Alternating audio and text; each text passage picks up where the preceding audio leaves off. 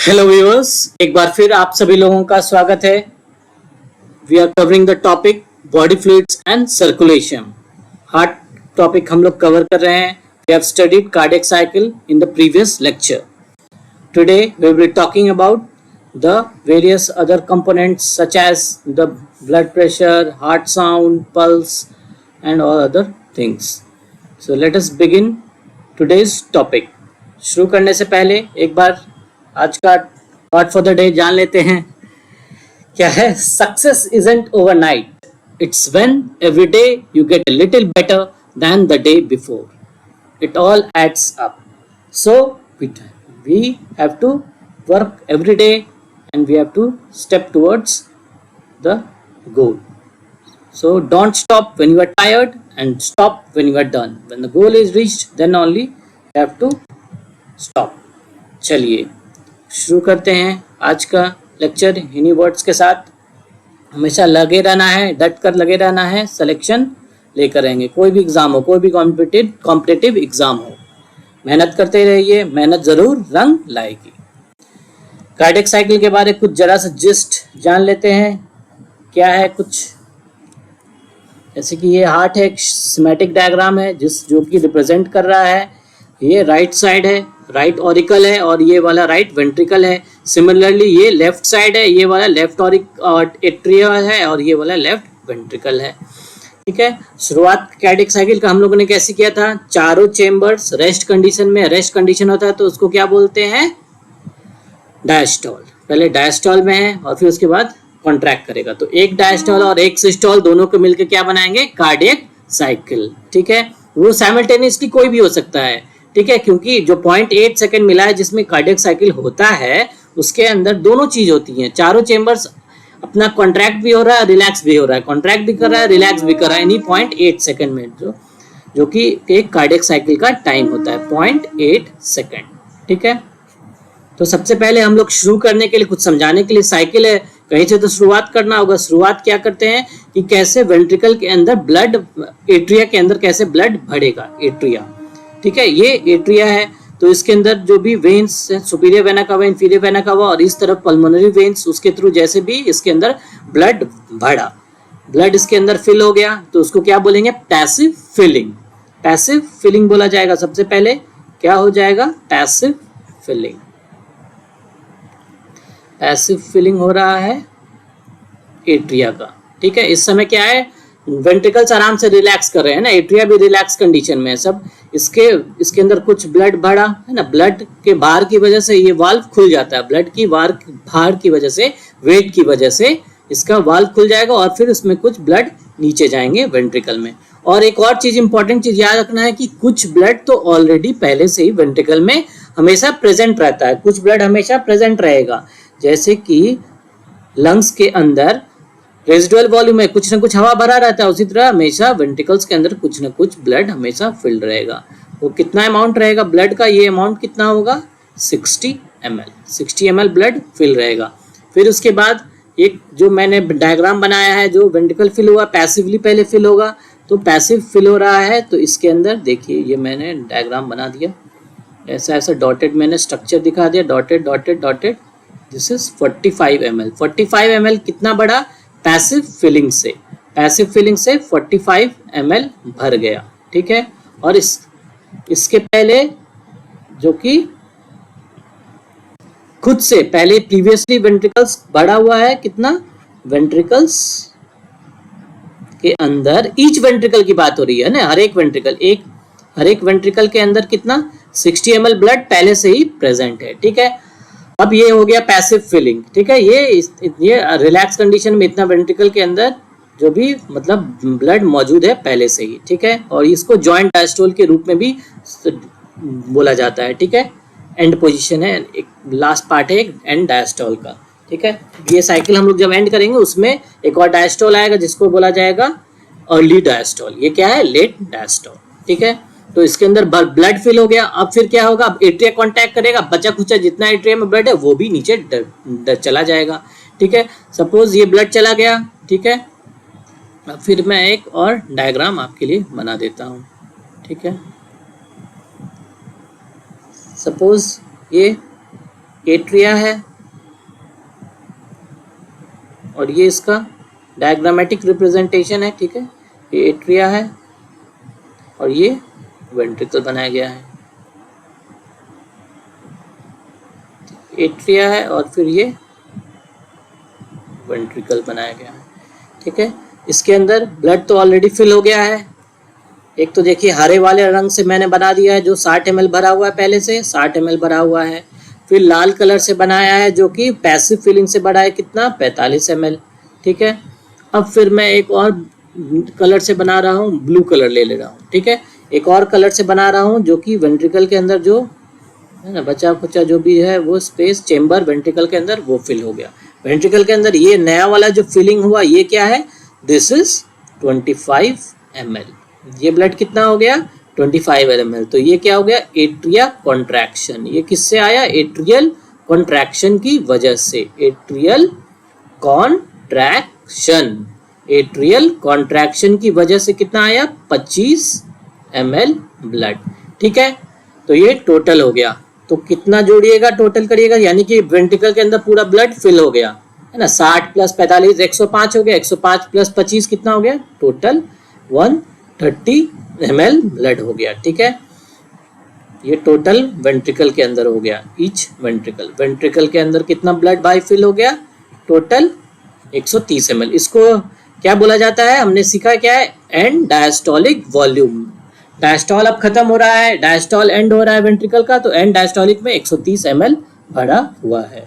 तो ये हो गया आपका एंड डायस्टोलिक। अब क्या होगा, ये फेज हो गया एक, है ना, एक फेज था, देखिए 2 फेजेस में बताया मैंने। एक फेज क्या हो गया, पैसिव फिलिंग से भर गया, और ये क्या हुआ, एट्रियल कॉन्ट्रैक्शन। क्या हुआ, मेहनत किया जाए ना, कॉन्ट्रैक्शन हो रहा है मतलब मेहनत कर रहा है, मसल्स मेहनत कर रहा है, तो इसको क्या बोलिएगा, एक्टिव फिलिंग।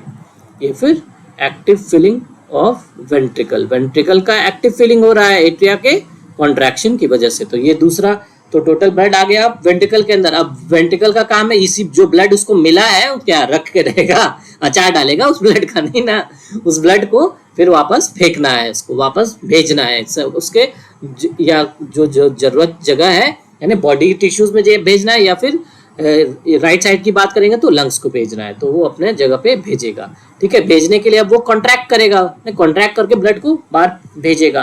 तो कॉन्ट्रैक्ट कैसे करेगा, तो उस कॉन्ट्रैक्ट को बोलेंगे वेंट्रिकुलर सिस्टोल। क्या बोलेंगे, वेंट्रिकुलर सिस्टोल, वेंट्रिकल कॉन्ट्रैक्ट कर रहा है। तो थर्ड स्टेज आपका क्या हो गया, वेंट्रिकुलर, थर्ड स्टेज है ventricular systole, ventricular systole, ventricular systole. Ventricular systole में क्या हो रहा है, 2 फेजेस आएंगे, वेंट्रिकुलर सिस्टोल में 2 फेजेस आएंगे।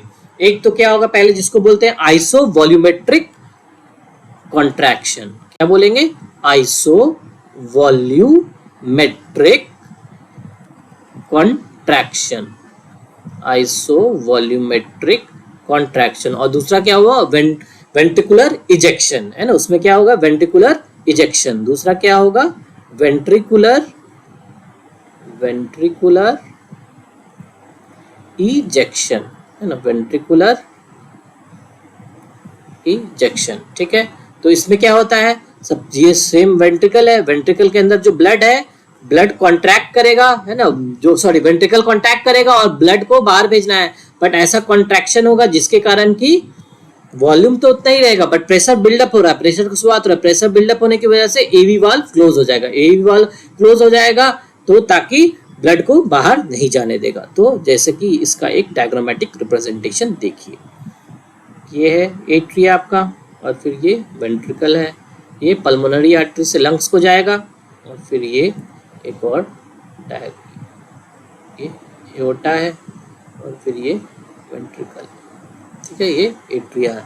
तो यहाँ पे क्या हो जाएगा, तुरंत क्लोज हो जाएंगे, ये दोनों वाल्व्स क्लोज अप हो जाएंगे, खट से बंद हो जाएंगे, क्योंकि एट्रिया कॉन्ट्रैक्ट कर रहा है, एट्रिया ये वाला एट्रिया, ये इसको कॉन्ट्रैक्ट करना है, सॉरी वेंट्रिकल को कॉन्ट्रैक्ट कर रहा है, वेंट्रिकल कॉन्ट्रैक्ट करेगा तो ब्लड वापस किस में चला जाएगा, blood will try to flow into atria, तो बट एट्रिया में चला जाएगा, तो उसमें नहीं जाने के लिए वाल्व्स को क्लोज हो जाएंगे। तो इसमें क्या हो जाएगा, एवी वाल्व्स क्लोज हो जाएंगे, एवी वाल्व्स क्लोज हो जाएंगे। इस क्लोज होने की वजह से एक आवाज सुनाई देगी, जिसको कि क्या बोलेंगे, लब साउंड, ठीक है। हार्ट साउंड में आज हम लोग पढ़ते हैं यही, ठीक है। एवी वाल्व्स क्लोज होंगे, याद रखिएगा, उस समय मैं दोबारा एक्सप्लेन नहीं करूंगा, ठीक है। लब साउंड प्रोड्यूस हो गया, इसको क्या बोलेंगे, first heart sound. It is क्या called, it is called first heart sound. Heart sound का ये पहला साउंड आवाज सुनाई दिया। क्यों आवाज सुनाई दिया, एवी वाल्व क्लोज हो गया जल्दी, और एवी वाल्व क्लोज हो जाता है तो ये हार्ट साउंड एकदम हो जाता है, तेज आवाज है ना, जो कि लॉन्ग है ना।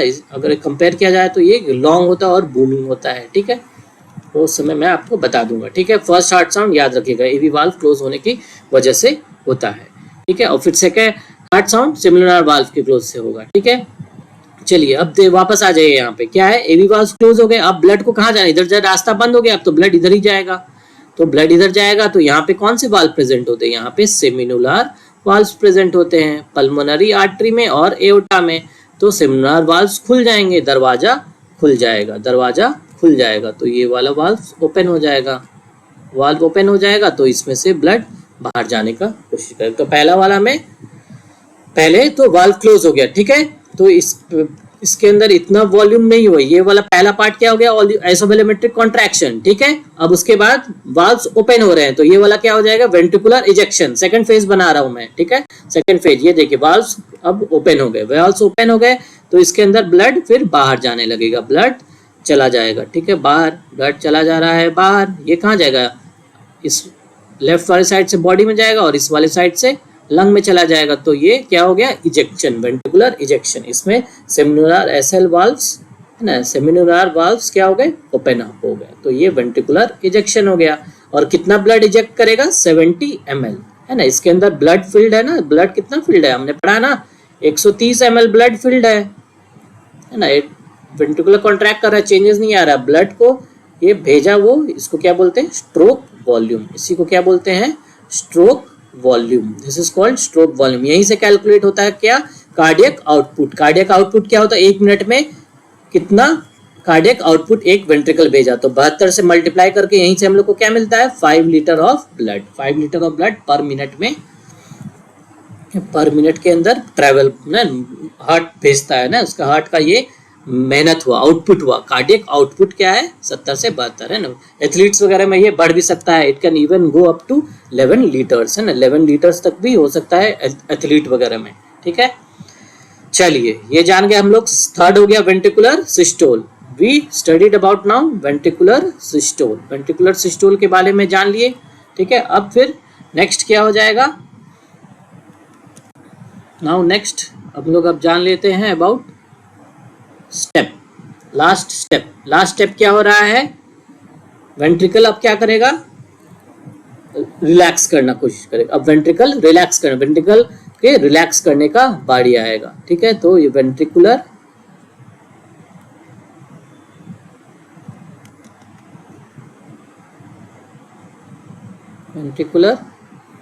डायस्टोल है ना, वेंट्रिकुलर डायस्टोल, वेंट्रिकल डायस्टोल कर रहा है ना। तो इसके साथ वापस से क्या हो रहा है, इसके साथ एट्रिया भी डायस्टोल में ही रहेगा, तो इसको जॉइंट डायस्टोल में भी काउंट हो जाता है। तो डायस्टोल हो रहा है ना। इसका पहला शुरुआती स्टेज को क्या बोलते हैं, आइसोवॉल्यूमेट्रिक, आइसोवॉल्यूमेट्रिक रिलैक्सेशन। रिलैक्स हो रहा है तो आइसोवॉल्यूमेट्रिक रिलैक्सेशन हो रहा है, मसल्स रिलैक्स कर रहे हैं, बट वॉल्यूम इसका चेंज नहीं होगा। जो ब्लड इजेक्ट कर दिया, ब्लड को वापस नहीं आने देगा। क्यों नहीं आने देगा, एसवी वाल्व क्लोज हो जाएंगे। तो जो यहाँ पे वेंट्रिकल्स बना हुआ है, यहाँ पे जो एवी वाल्व है, ये फट से क्लोज हो जाएंगे। बहुत सडन शार्प आवाज सुनाई देगा, तेज, बहुत तेज, ये क्लोज हो जाएंगे। जो भी रिलैक्स करने लगा ना वेंट्रिकल, वेंट्रिकल रिलैक्स करने लगा तो ब्लड क्या करेगा, कोशिश करेगा वापस से नीचे आने का, तो बट इसको नीचे नहीं आने देगा।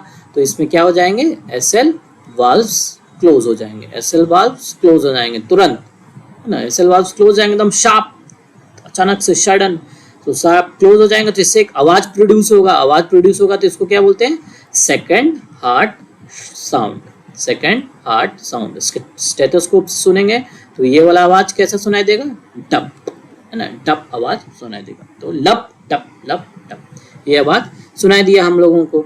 तो ये हो गया वेंट्रिकुलर डायस्टोल, ठीक है। फिर उसके बाद वापस से रिपीट हो जाएगा, है ना, डायस्टोल हो जाएगा, फिर ज्यादा रिलैक्स है ना, शुरुआती कंडीशन है, फिर और लेट डायस्टोल होगा, लेट डायस्टोल में फिर ब्लड फेल होने लगेगा। तो ये कॉम्बिनेशन हो गया। तो ये वाला हम लोगों ने पढ़ लिया, ठीक है। क्या है, वेंट्रिकुलर फिलिंग हुआ, पैसिव फिलिंग हुआ, फिर एट्रिया से फिलिंग हुआ, फिर वेंट्रिकुलर सिस्टोल हुआ। इसमें पहले कॉन्ट्रैक्ट किया तो एवी वाल्व क्लोज हो गया, फिर ब्लड को बाहर भेज दिया जहां जरूरत था, बॉडी और लंग्स में। फिर उसके बाद अर्ली डायस्टोल हुआ, ठीक है, इसके अंदर अर्ली डायस्टोल हुआ। फिर वापस से यहाँ पे क्या हो जाएगा, लेट डायस्टोल होने लगेगा। फिर उसके बाद वापस से ब्लड फिल होने लगेगा। तो ये पूरा साइकिल रिपीट होने लगता है, ठीक है। एक ग्राफिकल रिप्रेजेंटेशन है, ठीक है। ये वाला मैंने आपके लिए बनाया है क्योंकि एबी वाल्व्स का क्लोजर का बताने के लिए, ठीक है। जैसे कि सबसे पहले क्या होता है, 0.1 सेकंड के लिए एट्रिया कॉन्ट्रैक्ट किया, ठीक है। उसके पहले क्या था, कुछ डायस्टोल हो रहा है यहाँ पे, है ना, सपोज यहाँ पे डायस्टोल है, वेंट्रिकुलर फिलिंग हो रहा है, क्या हो रहा है, वेंट्री पैसिव, पैसिवली फिल हो रहा है, पैसिव, यहाँ पे पैसिव वेंट्रिकुलर फिलिंग हो रहा है हरा वाला में, ठीक है।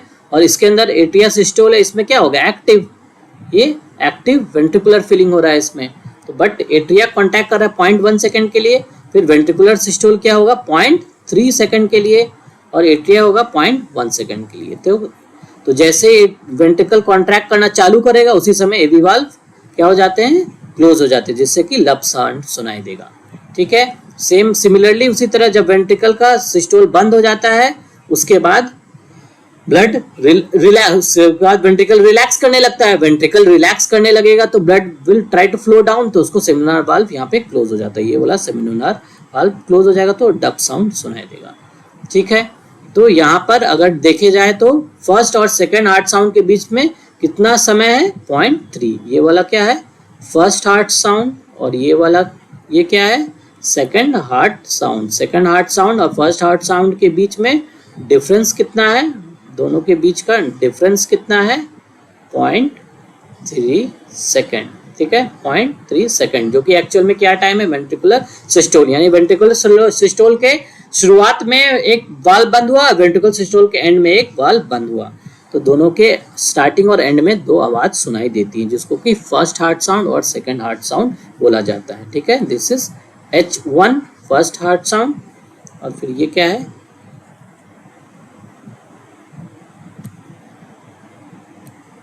H2, this is H2 second heart sound, ठीक है। फिर उसके बाद वेंट्रिकुलर फिलिंग हो जाएगा, पैसिव फिलिंग होने लगेगा, वेंट्रिकल का दोनों रिलैक्स स्टेज में, जॉइंट डायस्टोल है फॉर 5.4 सेकेंड, तो इसके अंदर ब्लड फिल होने लगेगा, तो फिर ये वेंट्रिकल के अंदर, और फिर उसके बाद रिपीट हो जाएगा साइकिल, फिर सिस्टोल होने लगेगा, ठीक है। तो ये पूरा एक साइकिल कंप्लीट होगा। तो सेकंड हार्ट साउंड और फर्स्ट हार्ट साउंड के बीच का अगर डिस्टेंस की बात करें, टाइम डिफरेंस की, तो क्या होगा, सेकंड हार्ट साउंड इधर से बना रहे अब, सेकंड हार्ट साउंड ये है, और ये क्या है, first heart sound. First heart sound और सेकंड हार्ट साउंड के बीच का डिफरेंस कितना हो जाएगा, 0.5 सेकंड। 0.5 सेकंड कैसे आया बताइए, जॉइंट डायस्टोल कितना हुआ, जॉइंट डायस्टोल 0.4 सेकंड के लिए हो रहा है, और एट्रिया का सिस्टोल कितना हो रहा है, 0.1, 0.5 और 0. जोड़ देंगे तो कितना हो जाएगा, 0.5 सेकंड, 0.4 और 0.5, 0.4 और 0.5 को जोड़ दिएगा तो 0.5 सेकंड हो गया। तो ये अगर क्वेश्चन आया time between second heart sound and first heart sound, तो क्या जाएगा आंसर, 0.5 सेकंड, कंफ्यूज नहीं होना है। और time difference between first heart sound and second heart sound, क्या आंसर जाएगा, 0.3 सेकंड। तो ये आप लोग याद रखिएगा हार्ट के साउंड्स के बारे में, ठीक है। आज का टॉपिक्स हम लोग कवर कर रहे हैं, साउंड्स के बारे में हम लोगों ने देख लिया, ठीक है, थोड़ा बहुत, ठीक है। तो और दो एबनॉर्मल हार्ट साउंड होते हैं जो नॉर्मली बहुत डिफिकल्ट होता है बट सुनना, इसके बारे में भी बता देता हूँ, ठीक है। हार्ट साउंड हो गया, फिर उसके बाद हार्ट रेट्स के बारे में पढ़ेंगे, कुछ हम लोग जानेंगे अबाउट जो वेरियस कंपोजिशन, स्पीड क्या होता है, कुछ मेटाबॉलिज्म हार्ट सेल्स में क्या होते हैं, और फिर हार्ट जो फैक्टर है ना, जो ऐसे नोट वगैरह वही तो हार्ट रेट कॉज करता है, तो उसके बारे में थोड़ा सा कुछ जानकारी ले लेंगे। फिर ब्लड प्रेशर के बारे में पढ़ेंगे, और फिर पल्स के बारे में हम लोग जानेंगे। तो चलिए हार्ट साउंड्स के बारे में, बाकी जो चार टोटल हार्ट साउंड होते हैं, टोटल कितने हार्ट साउंड होते हैं, 4, टोटल कितने हार्ट साउंड होते हैं, 4 होते हैं, ठीक है, 4 हार्ट साउंड होते हैं। तो इसमें सबसे पहला क्या है, H1 आप लोग जानते हैं, बता देंगे अब आंसर जल्दी से, क्या होता है H1, क्या होता है, closure of AV valve, AV valves के क्लोज होने से H1 बना। और फिर सेमी लूनार यानी कि पल्मोनरी वाल्व और एओर्टिक वाल्व के क्लोज होने की वजह से क्या होगा, ये आवाज आएगा। ठीक है, तो इसके है ना क्लोजर की वजह से ये आवाज आएगा। ठीक है, ये सेमिनल वाल्व के क्लोजर की वजह से आवाज सुनाई देगा। तो H1 कैसा होता है, यही मैं जिक्र कर रहा था ना, कैसा टाइप है। H1 साउंड कैसा होता है, जो थोड़ा सा लॉन्ग होगा। क्या होगा, लॉन्ग होता है, थोड़ा बूमिंग आवाज होता है, तेज आवाज होता है। और फिर ये वाला आवाज कैसा होता है, H2 सेकंड। पहला जैसे कि पहला हार्ट साउंड को क्या बोलते हैं, जैसे कि लब, लब भी बोला जाता है। और फिर दूसरा को क्या बोलेंगे, डप, डप और लब हो गया। ये लब हो गया, ये क्या हो गया, डप। लॉन्ग है, बूमिंग, लब डप डप ऐसा बात, लब डप डप डप धक धक धक धक। तो दिल की जो धड़कन आप लोग की धड़कते रहती है ना, धड़कन, तो वो ये है लब डप। दिल धड़कने लगा नहीं बोलिए, बोलिएगा क्या बोलिएगा, दिल लब डप करने लगा। ठीक है, तो पहला वाला क्या है, लॉन्ग और बूमिंग आवाज है, साउंड है। और फिर दूसरा वाला क्या होता है, शार्प होता है, शार्प होगा। और ये क्या होगा, short, it will be short, sharp होगा और ये शॉर्ट होगा ना। ये शार्प और शॉर्ट साउंड होता है। ठीक, और फिर इसके बाद H3 हो गया, एक जानिए है ना, क्या है H3। ये उतना इंपॉर्टेंट नहीं है, but still you just remember, H3 sound होता है और एक H4 साउंड भी होते हैं। ठीक है, H3 साउंड किसकी वजह से होता है, H3 साउंड जो पैसिव फीलिंग में वेंट्रिकल के अंदर जो ब्लड जा रहा है ना तेजी से, उसमें भी ब्लड जा रहा होता है, तो उसका आवाज कभी कभी किन्हीं पेशेंट्स में, किन्हीं लोगों में सुनाई देता है, जैसे कि एथलीट्स हो गया, या फिर जो प्रेग्नेंट वुमेन है उनमें थोड़ा सा ये ज़्यादा सुनाई दे सकता है, एथलीट्स वगैरह में ज़्यादा, फिर H4 वगैरह भी उनमें सुनाई देता है। H4 साउंड क्या होता है, एट्रिया के कॉन्ट्रैक्शन की वजह से, जो कॉन्ट्रैक्ट होने से जो आवाज सुनाई देता है वो H4 साउंड होता है। ठीक है, सर बोलेंगे सर वेंट्रिकल के कॉन्ट्रैक्ट होने से क्यों नहीं आवाज सुनाई देता है। अरे वेंट्रिकल के साउंड होने की वजह से वेंट्रिकल जो आवाज होना चाहता है उस आवाज को तो दबा दे रहा है ना, एवी वाल्व जैसे कॉन्ट्रैक्ट कर रहा है तो एवी वाल्व हो रहा है, और दोनों साउंड तो उसी के समय प्रोड्यूस हो जा रहा है ना, तो ये ओवरशैडो कर जा रहा है वेंट्रिकल के कॉन्ट्रैक्शन के आवाज को। ठीक है, तो H3 लिख लीजिए। H3 क्या होगा, H3 is due to rushing of blood, rushing of blood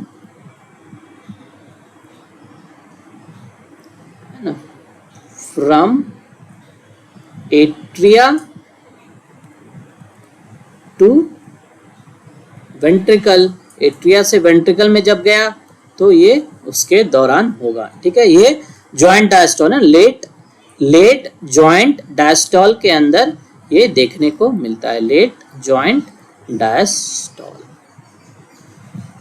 ठीक है, फिर उसके बाद H4 साउंड क्या होता है, ये इसका रीजन क्या है आवाज सुनाई देने का, due to atrial contraction, due to atrial contraction.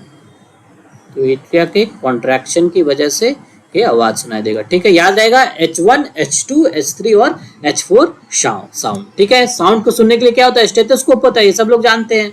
ये क्या है, स्टेथोस्कोप है ना, जो सुने आला जो डॉक्टर सुनते रहता है ना, तो ये आवाज तो सुनने के लिए होता ही है ना, हार्ट का साउंड को सुनने के लिए होता ही है। और फिर ये लंग्स के आवाज वगैरह को है ना, साउंड सांस लेने की जो आवाज होती है, ये इंटेस्टाइन में कुछ आवाजें हो रही हैं तो उसके चेंजेस को उसको भी सुन सकता है, ये उसके आवाज को भी सुन सकता है। स्टेथोस्कोप के आवाज के सुनने को क्या बोलते हैं, ऑस्कल्टेशन। क्या बोलते हैं, ऑस्कल्टेशन। ठीक है, उससे जो आवाज सुनी जाती है उसको क्या बोलेंगे, ऑस्कल्टेशन। और ब्लड फ्लो है जो हमारा आर्टरी, जो आर्टरी और वेन होता है उसमें भी आवाज सुनाई दे सकता है, वहां पे रखिएगा तो उसका जो धमनी से जो आवाज आ रही है आर्टरी से, वो भी आवाज सुनाई दे सकती है ऑस्कल्टेशन से। तो ये कान में ये डाला जाता है ना, तो ये क्या होता है, ये ईयर पीस हो जाता है स्टेथोस्कोप में, ये ईयर पीस होता है। जब आप लोग मेडिकल फील्ड में जाइएगा तो इसमें बहुत काम आएगा। ठीक है, और ये क्या होता है, चेस्ट पीस, ये चेस्ट पीस होता है। ठीक है, तो ये इससे आवाज सुनाई देती है स्टेथोस्कोप से। चलिए ठीक है, नेक्स्ट हम लोग कुछ जान लेते हैं abnormalities in heart valve. Heart valve की कुछ एब्नॉर्मलिटीज भी प्रेजेंट होती है। कुछ एब्नॉर्मलिटीज जैसे कि क्या होता है प्रेजेंट, स्टेनोसिस। क्या बोलते हैं, स्टेनोसिस, स्टेनोसिस क्या होता है सर? स्टेनोसिस आपका नैरोइंग, हार्ट वाल्व का नैरो हो गया है ना, narrowing of heart valve. Heart valve के नैरो होने को क्या बोलेंगे? हार्ट वाल्व्स के नैरो होने को क्या बोलिएगा?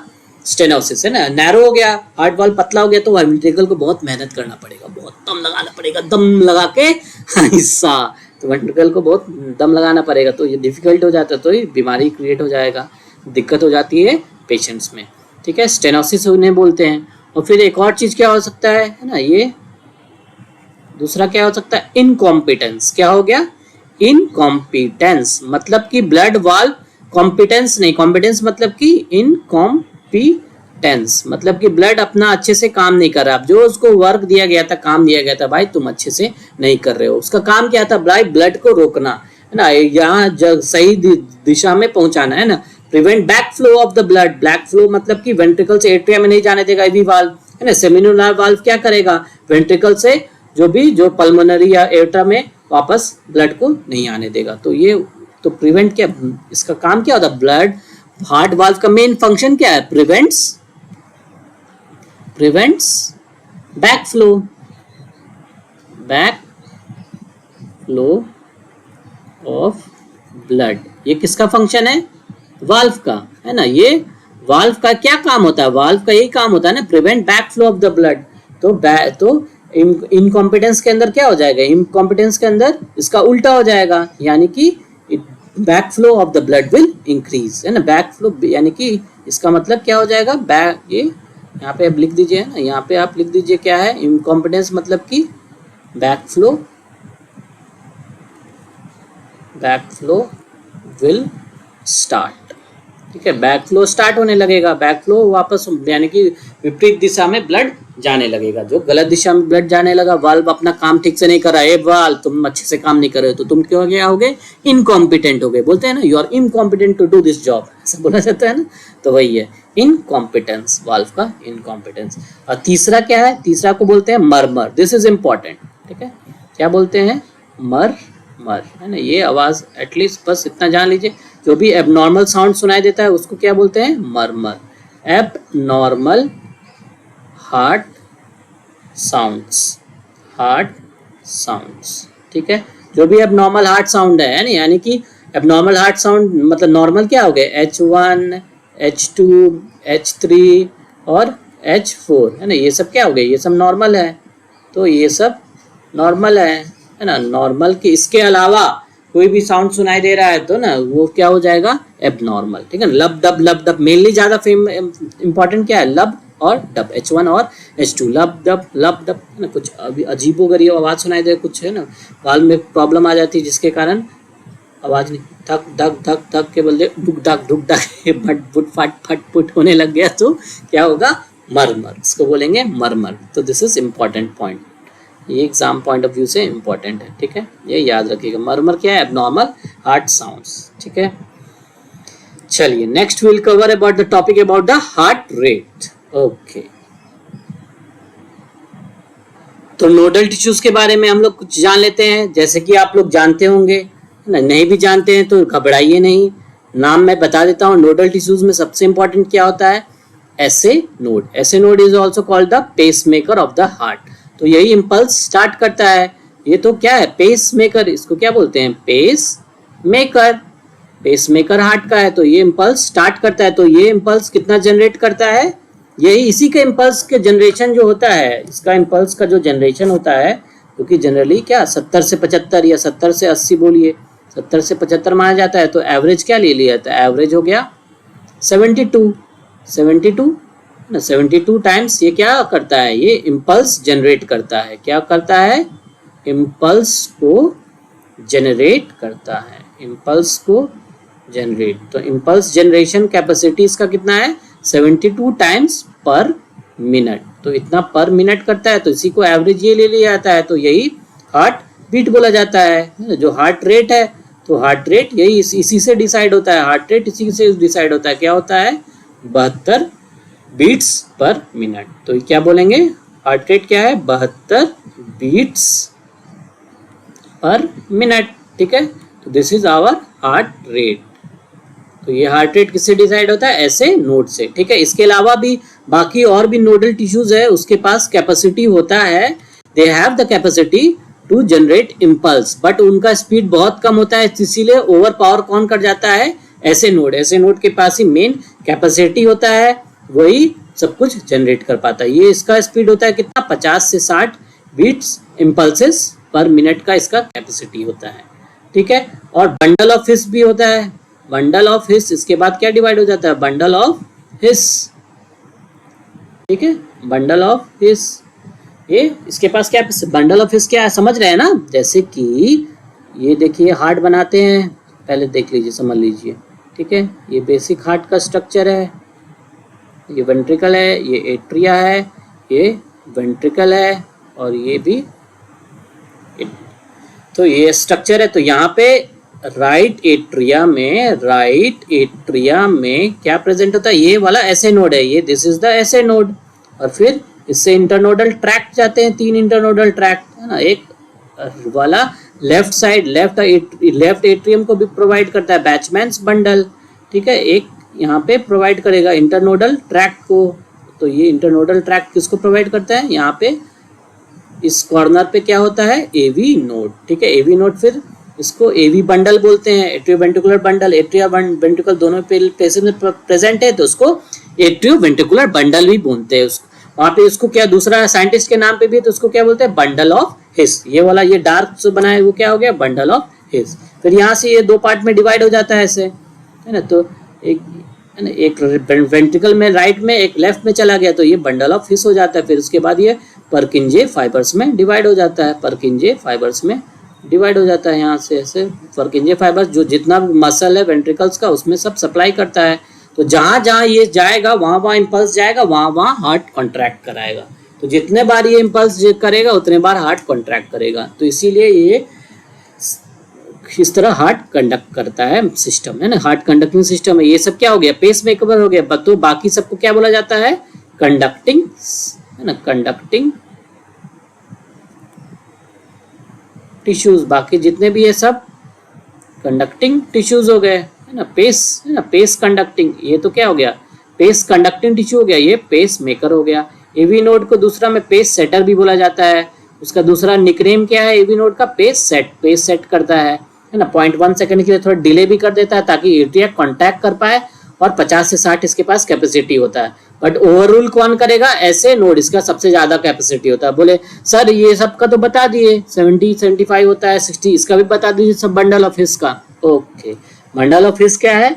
बंडल ऑफ हिस के पास क्या कैपेसिटी होता है, कितना होता है? अप्रोक्सीमेटली 30 से 40, है ना, 30 से 40 इम्पल्स जनरेट करने का कैपेसिटी होता है। और फिर परकिंजे फाइबर्स हो गया, परकिंजे फाइबर्स, है ना, साइंटिस्ट के नाम पे ये भी है, परकिंजे फाइबर्स। परकिंजे फाइबर्स के पास कैपेसिटी होता है 25 बीट्स पर मिनट, इसका इम्पल्स जनरेशन करने का कैपेसिटी। यानी कि सबके पास थोड़ा थोड़ा कैपेसिटी है, बट सबसे ज्यादा ऐसे नोड के पास है। तो ऐसे नोड ही डिसाइड करता है क्या हार्ट रेट होगा, ठीक है। ये तो हो गया इसके बारे में।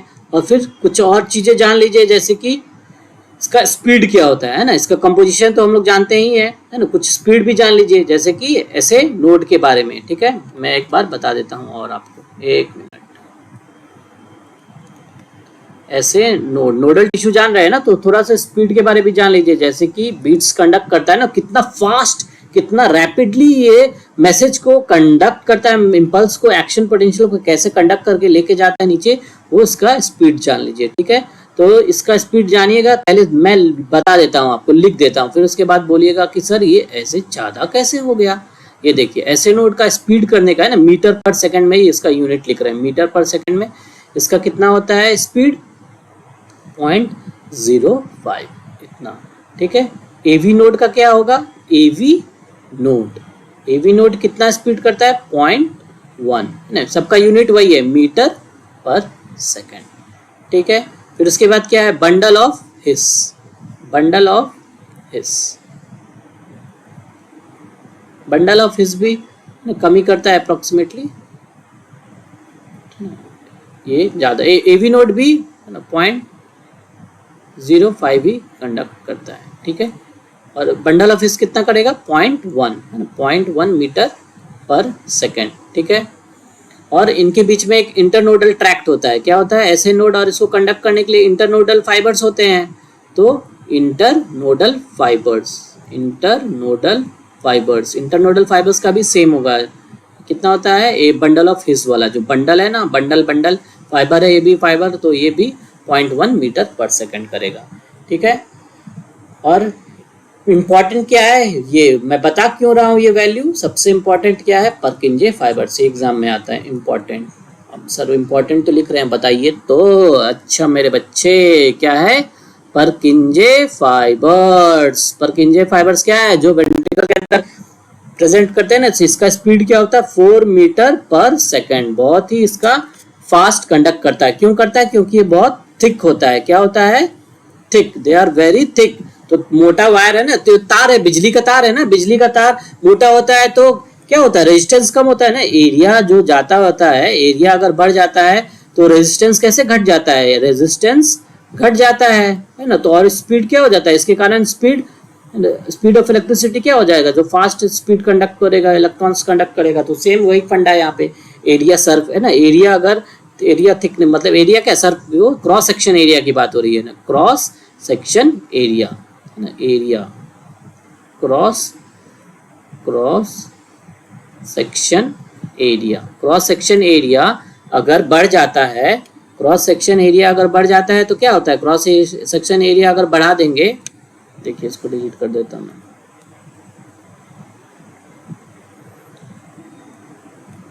क्रॉस सेक्शन एरिया किसी भी चीज का, वायर का, जो बिजली का तार होता है, पतला वायर धीरे धीरे स्पीड कंडक्ट करता है, मोटा वायर तेज करता है। इसीलिए जो बाहर देखो वोल्ट वगैरह ज्यादा होता है, बिजली का तार देखे होंगे खंबे पे, बड़े बड़े खंबे पे जो ट्रेन से जाते होंगे तो दिखता होगा मोटा मोटा तार है ना, तो मोटा तार बहुत स्पीड में कंडक्ट करता है, इसीलिए वो उसका थिकनेस होता है, ठीक है। और उसका और भी फिजिक्स में बहुत सारे रीजंस है, तो ये भी यहाँ पे हम लोग का क्या है, थिक होता है, इसीलिए इसका स्पीड क्या होता है, फास्ट होता है, 4 मीटर पर सेकेंड, ठीक है। चले, तो इतना ये याद रखिएगा ना, इसका स्क्रीनशॉट निकाल सकते हैं, वैल्यूज आप याद कर सकते हैं। परकिंजे फाइबर्स का 4 मीटर पर सेकेंड होता है।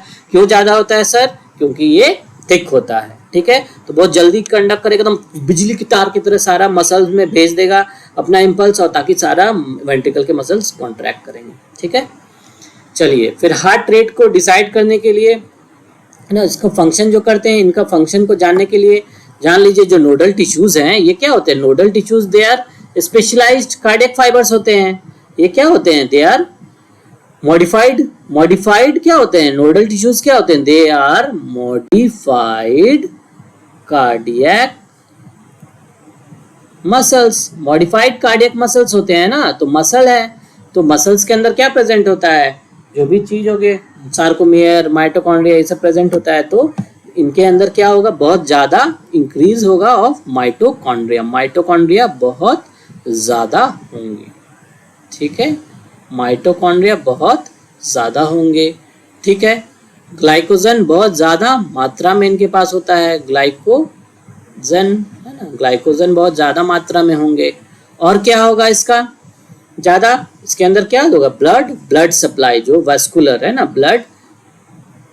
ब्लड सप्लाई इसका बहुत ज़्यादा होता है, ब्लड सप्लाई बहुत बढ़िया होता है, ब्लड ना, तो ब्लड सप्लाई से ऑक्सीजन बहुत बढ़िया से इनको प्रोवाइड होता है, मिलता है, ठीक है।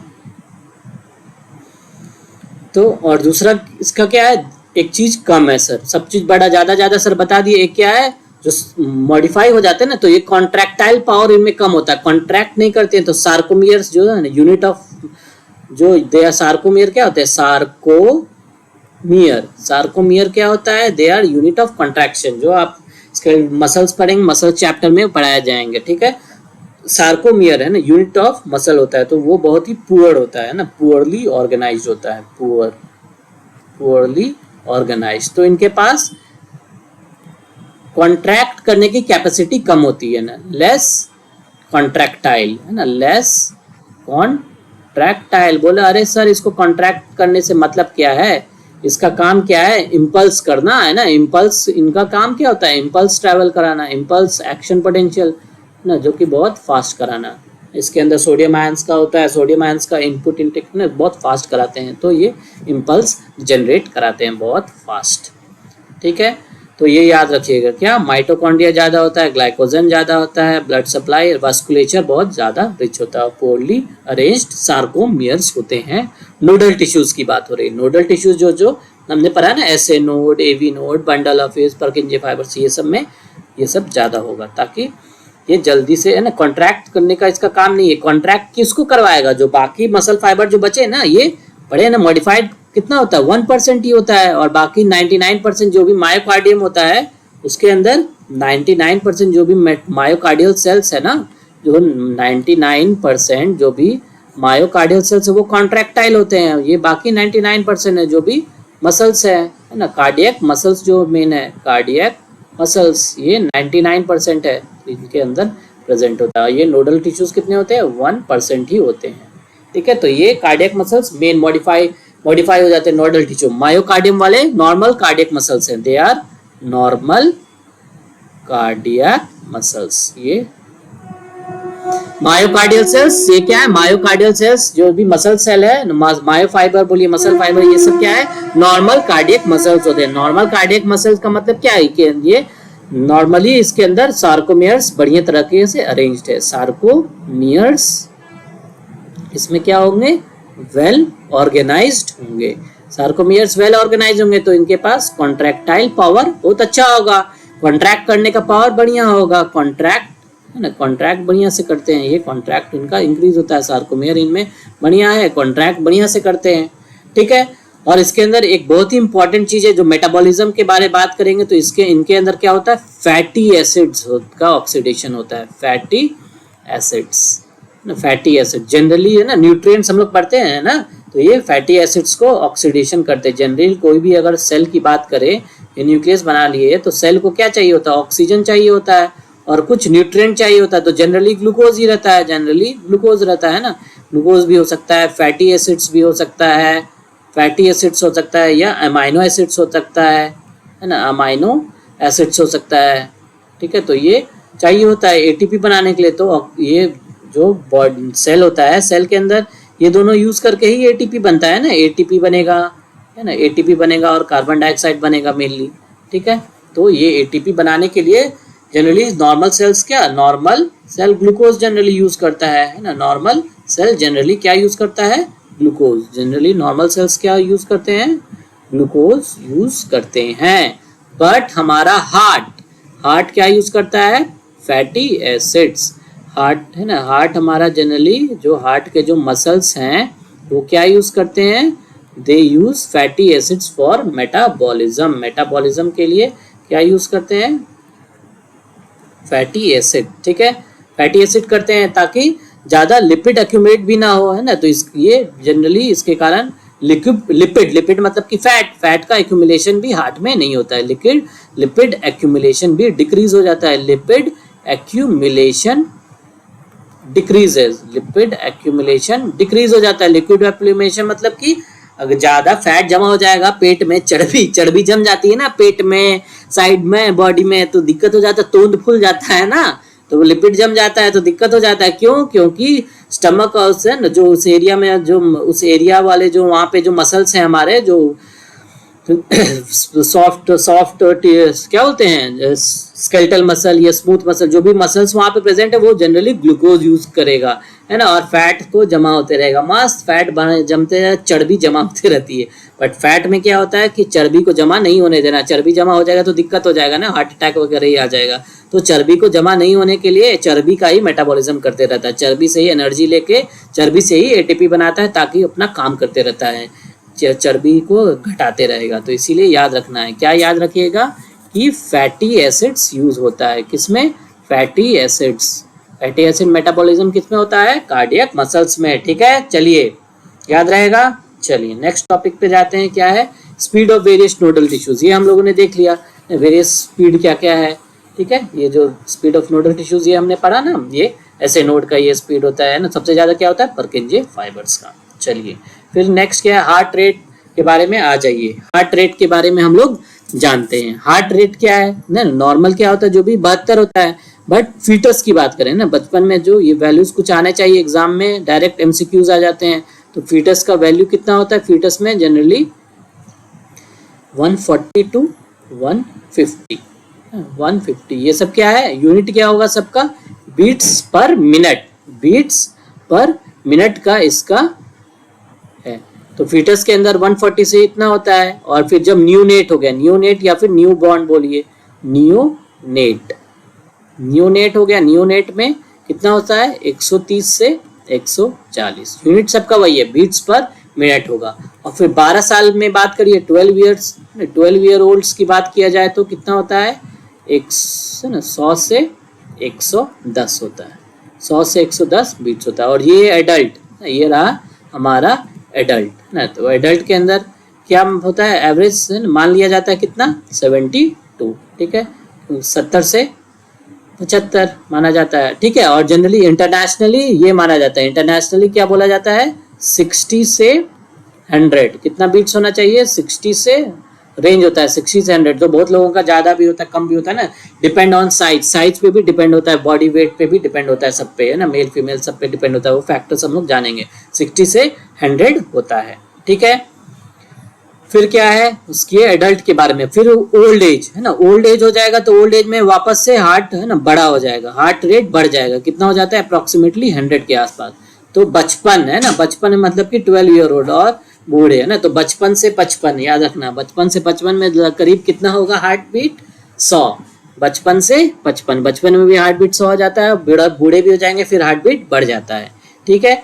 तो ये एक ट्रेंड देखने को मिल रहा है, फीटस में ज्यादा था, फिर धीरे धीरे ऐसे एडल्ट हुए तो क्या हो गया? कम हो गया, फिर अचानक से ये ओल्ड एज में बढ़ गया। तो इसका कारण हम लोग जानते हैं क्या होता है, इसका रीजन, ठीक है। इसका रीजन मेन क्या होता है? एसिटाइल कोलिन एक हार्मोन होता है, वो इंक्रीज हो जाता है हमारे बॉडी के अंदर। क्या होता है इसके रीजंस क्या क्या है? जो हार्ट रेट जो घट रहा है ना, जो रीजन फॉर वेरिएशन, क्या वेरिएशन मतलब कि फीटस टू एडल्ट, फीटस से एडल्ट क्यों डिक्रीज हो रहा है, घट क्यों रहा है? क्योंकि उसमें हमारा एक नर्व होता है जिसको बोलते हैं वेगस नर्व।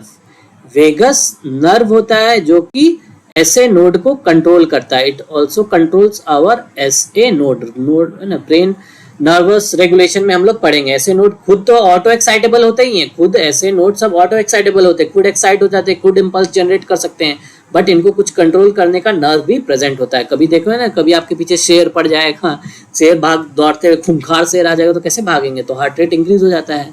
तो वो ऐसे नोड को कौन कंट्रोल करता है? वेगस नर्व है ना। ये ब्रेन से रिलेटेड होता है, तो क्रेनियल नर्व कौन सा? 10th होता है, 10th क्रेनियल नर्व ये वाला होता है, तो जिसको कि वेगस नर्व बोला जाता है। तो ये ऐसे नोड को कैसे कंट्रोल करता है?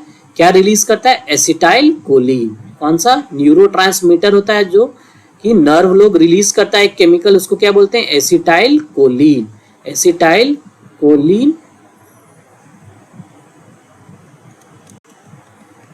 एसिटाइल कोलिन, ठीक है। एसिटाइल कोलिन क्या होता है? Neurotransmitter. They are all neurotransmitter. Neurotransmitter क्या होते हैं?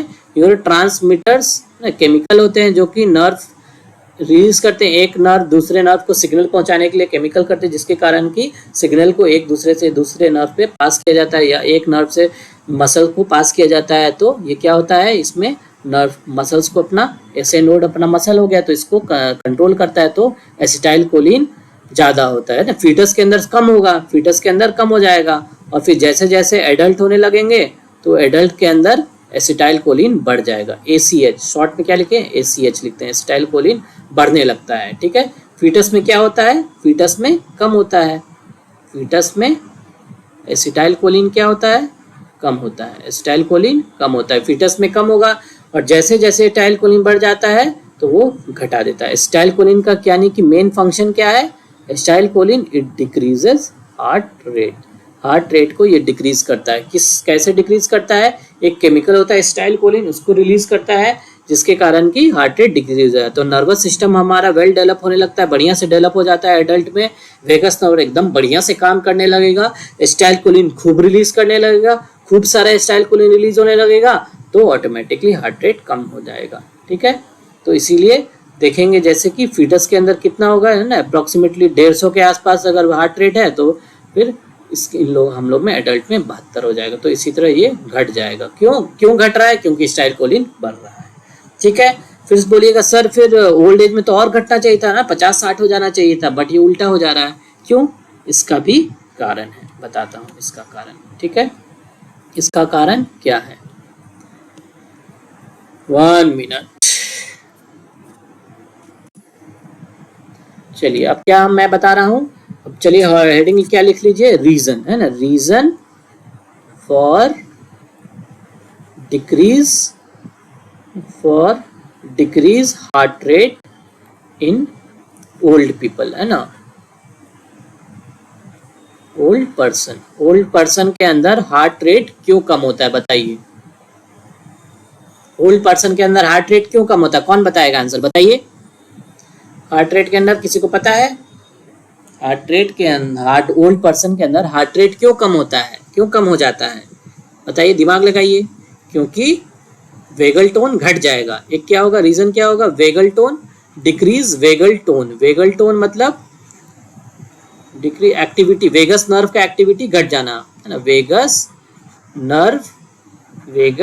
नर्व का एक्टिविटी घट गया। वेगस नर्व का एक्टिविटी घट गया मतलब कि एसिटाइलकोलिन वो कम रिलीज करेगा, यानी कि एसिटाइलकोलिन कम हो जाएगा। एसिटाइलकोलिन ही तो वो था जो हार्ट को एकदम कंट्रोल कर रहा था, उसका हार्ट बीट घटा रहा था। तो एसिटाइलकोलिन ही घट जाएगा तो ऑटोमेटिकली हार्ट रेट क्या हो जाएगा, हार्ट रेट इंक्रीज हो जाएगा। ठीक है, और फिर दूसरा कारण और क्या होता है कि टोटल ओवरऑल ब्लड वॉल्यूम भी घट जाता है। ब्लड वॉल्यूम क्या होता है, जो बूढ़े हो जाते हैं तो ब्लड वॉल्यूम घट जाता है। ठीक है, फिर उसके बाद और क्या हो जाता है, जो ब्लड वेसल्स होते हैं, ब्लड वेसल्स उनमें इलास्टिसिटी घट जाती है। ब्लड वेसल्स की इलास्टिसिटी की बात करें, ब्लड वेसल इलास्टिक होते हैं ना, आर्टरी वगैरह मेनली, तो उनका इलास्टिसिटी, है ना, जो कि रबर की तरह होते हैं, तो उनका इलास्टिसिटी क्या हो जाता है, ये भी घट जाता है। बूढ़े हो जाते हैं तो ब्लड का वॉल्यूम भी, ब्लड भी कम हो गया, है ना, सब चीज़ कम होने लगता है, आरबीसीज, हीमोग्लोबिन सब कम होने लगता है, ब्लड भी कम हो जाता है, ब्लड वेसल्स का इलास्टिसिटी भी कम हो गया। तो इनके कारण ब्लड वेसल्स का इलास्टिसिटी अगर कम हो गया, ब्लड वॉल्यूम कम हो गया, तो हार्ट को ज़्यादा काम करना पड़ेगा, ज़्यादा ब्लड पंप करना है, जल्दी जब जगह ब्लड भेजना पड़ेगा ना, तो हार्ट रेट इसीलिए वो इंक्रीज हो जाता है। यानी क्यों इंक्रीज होता है, क्योंकि ब्लड को जल्दी बीट करके सब जगह ब्लड पहुंचाना है, एनर्जी है, ऑक्सीजन पहुंचाना है सब जगह।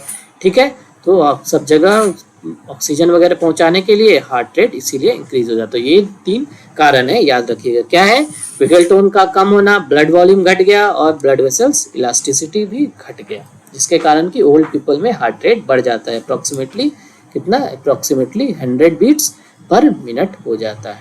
ठीक है, चलिए नेक्स्ट क्या है सर, नेक्स्ट है अबाउट हार्ट रेट। ठीक है, हार्ट रेट का 2 टर्म है, याद रखिएगा, टैकीकार्डिया बोलते हैं और ब्रैडीकार्डिया। क्या बोलते हैं, टैकीकार्डिया और ब्रैडीकार्डिया। देखिए मैं आपके लिए लिख देता हूँ वापस से, क्या है, टैकीकार्डिया।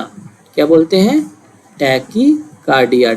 टैकीकार्डिया मतलब कि ब्लड का तेज हो जाना, बढ़ जाना, 30 से बढ़ना, 30 से तेज हो जाना, या फिर ब्लड हार्ट रेट का बढ़ जाना। तो हार्ट रेट अगर इंक्रीज हो गया तो क्या हो गया, उसको टैकीकार्डिया बोले। नॉर्मल कितना 72 माना जाता है ना, 72-80 ना, बहुत ज्यादा हो गया, 80-90-100, है ना, 150, बहुत सारा, बहुत तेजी दौड़ते हुए आएंगे ना, तो even heart rate it can even reach up to 150 beats per minute. बहुत खूब सारा एक्सरसाइज करके आइए, है ना, इसीलिए ना हार्ट को ज़्यादा जोर देते हैं, एक्सरसाइज वगैरह करने पे हार्ट अटैक आ जाता है, ज़्यादा हार्ट को प्रेशर नहीं देना है, तो 150 तक भी बीट करने लग जाता है।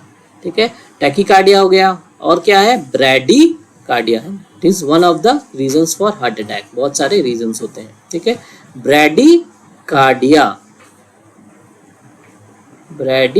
दूसरा टर्म क्या नया सीखे, ब्रैडीकार्डिया। ब्रैडीकार्डिया इसका अपोजिट है ना, ब्रैडी मतलब कि हार्ट बीट का कम हो जाना। हार्ट रेट का HR डिनोट कर रहे हैं हार्ट रेट के लिए। ठीक है, हार्ट रेट क्या है, हार्ट रेट का कम हो जाना, उसको क्या बोलेंगे, ब्रैडीकार्डिया। ठीक है, नॉर्मल हार्ट रेट कितना है, 72। ठीक है, 72। रेंज क्या मानना है, 60, है ना, 60 से 100 होता है नॉर्मल। ये क्या होता है, नॉर्मल। ठीक है, तेज हो गया तो टैकीकार्डिया, टी से याद रखिए, टी से तेज, हिंदी में तेज होता है ना, तेज से टैकीकार्डिया, हार्ट रेट को बढ़ना, और घटने को ब्रैडीकार्डिया। अब इनके फैक्टर्स हम लोग कुछ जानते हैं, कब हार्ट रेट बढ़ सकता है, कब हार्ट रेट घट सकता है, एक्सक्यूज मी। हार्ट रेट कब बढ़ता है बताइए, इन्हीं को कुछ पता है, कोई फैक्टर्स वगैरह कुछ मालूम है? चलिए ना, बहुत अच्छा, एक तो बहुत बढ़िया, अच्छा आप लोग को पता होगा क्या है सर। दिल की धड़कन की बात मत करो हम लोग से, तो किसी को देख के दिल की धड़कन बढ़ जाती है सर। या फिर सर कभी हार्ट हार्ट ब्रेक हो गया है ना, ब्रेकअप हो गया तो घट गया हार्ट रेट, ठीक है। तो वही चीज है, क्या है, एक पहला क्या है, इमोशनल स्टिमुलस। इमोशनल स्टिमुलस क्या है, इमोशनल स्टिमुलस आया है, इमोशन आया, यानी कि अगर एक्साइटमेंट वगैरह है ना, कुछ देख, किसी को देख के कुछ एक्साइटमेंट हो रहा है ठीक है, या फिर कोई खबर अब मिलने वाला है, रिजल्ट आने वाला है, एक्साइटमेंट थोड़ा हो रहा है, तो उसमें क्या हो जाएगा, हार्ट रेट आपका बढ़ जाएगा, ठीक है। या फिर कुछ शॉक लगा है ना, कुछ शॉक हो गया है ना, जो शॉक लगा है ना, सडन शॉक, सडनली कोई शॉक लगा है ना, कुछ बुरा चीज हो गया, कुछ हो गया, तो उसमें क्या हो जाता है, हार्ट रेट, ज़्यादा स्ट्रेस ले लिए, एकदम रो रहे हैं, टेंशन ले रहे हैं, ब्रेकअप हो गया तो उसमें क्या हो जाएगा, हार्ट रेट कम हो जाएगा, ठीक है। तो ये याद रहेगा, ये तो आप लोग को बहुत बढ़िया से याद रहेगा, ठीक है। चलिए दूसरा क्या है, ये फैक्टर हो गया इमोशनल, दूसरा क्या हो गया, फिजिकल ना, दूसरा क्या हो गया, फिजिकल। सेकंड क्या फैक्टर हो जाएगा, फिजिकल, फिजिकल पेन। ये अंदर वाली दर्द नहीं है, ये बाहर वाली दर्द है ना, ठीक है। हल्का फुल्का सुपरफिशियल पेन, अगर ऊपर ऊपर दर्द हो गया तो क्या हो गया, सुपरफिशियल। अगर सुपरफिशियल पेन हुआ तो हार्ट रेट क्या हो जाएगा, इंक्रीज हो जाएगा। और अगर डीप पेन हुआ है ना, डीप अंदर चोट लग गया, एक्सीडेंट हो गया अंदर है ना, पेट में अंदर चोट लगा, या किडनी स्टोन हो गया है ना, किडनी स्टोन जैसा हो गया है ना, किडनी स्टोन हो गया, या गॉल ब्लैडर स्टोन हो गया, gall bladder stone, gall bladder stone, तो ऐसा कुछ है ना, कुछ बीमारी वगैरह हुआ है तो डीप सीटेड पेन बोलते हैं उसको ना, तो अंदर, तो उसमें क्या हो सकता है, हार्ट रेट कम भी हो सकता है, हार्ट रेट कम हो जाता है, ठीक है। तो दो फैक्टर हो गए, एक तो इमोशनल हो गया, एक फिजिकल हो गया, फिर तीसरा फैक्टर देख लीजिए, ठीक है। तीसरा फैक्टर क्या है,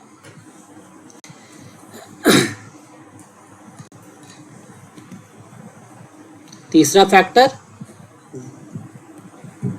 थर्ड फैक्टर, तीसरा फैक्टर क्या है, अबाउट कुछ साइज ना, साइज ऑफ ऑर्गेनिज्म है ना, size of organism, size of जो भी एनिमल्स बोलिए, साइज ऑफ ऑर्गेनिज्म के आधार पे, साइज ऑफ ऑर्गेनिज्म के मतलब में क्या होगा, साइज, या लार्ज साइज किसी का होगा है ना, लार्ज साइज है ना, एलिफेंट है सपोज एग्जांपल में है ना, एलिफेंट है, लार्ज साइज है, या फिर कोई लार्ज आदमी है, बड़ा आदमी है, जाइंट आदमी है, खली है ना, द ग्रेट खली, तो उसमें क्या होगा, हार्ट रेट कम रहेगा, उसमें हार्ट रेट कम हो जाता है। और स्मॉल है ना, कोई स्मॉल एनिमल है, माउस वगैरह है ना, कोई डॉर्फ है कोई, ठीक है, तो उसमें क्या होगा, हार्ट रेट इंक्रीज हो जाएगा, ज़्यादा हार्ट रेट हो ना, बहुत कम एरिया ज़्यादा है, बहुत कम वॉल्यूम है, तो बहुत जल्दी जल्दी ब्लड पहुंच के वापस आ जाएगा, ब्लड पहुंच के वापस हार्ट में आ जाएगा, तो हार्ट रेट बढ़ जाएगा, तो ये याद रखना है, स्मॉल।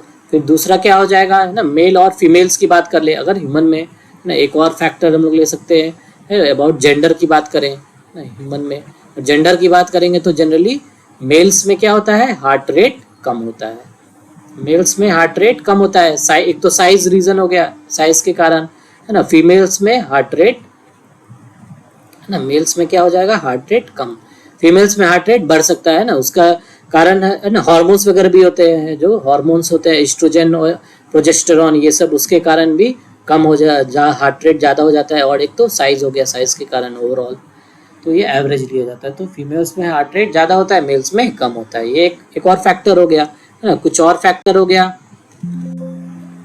और फैक्टर हो जाता है कुछ हार्मोन्स के बारे में, कुछ स्पेशल हार्मोन्स है जो इम्पोर्टेंट है, जो कि आप लोग को जानना चाहिए ना, वो क्या है, पांचवा है हार्मोन्स। हार्मोन्स क्या है, एड्रेनलिन, नाम सुने होंगे, एड्रेनलिन हार्मोन का कभी ना कभी तो नाम सुने होंगे, एड्रीनलिन एड्रीनलिन, एड्रीनलिन। और दूसरा एसिटाइल कोलिन, एसिटाइल कोलिन तो के जिक्र अभी मैंने किया है ना, एसिटाइल कोलिन ये सब क्या है, न्यूरो ट्रांसमीटर। एसिटाइल कोलिन है न्यूरो ट्रांसमीटर है, और हार्मोन्स भी होते हैं सब, है ना। तो है ना, हार्मोन्स लिख दीजिए ना, न्यूरो ट्रांसमीटर, न्यूरो ट्रांसमीटर।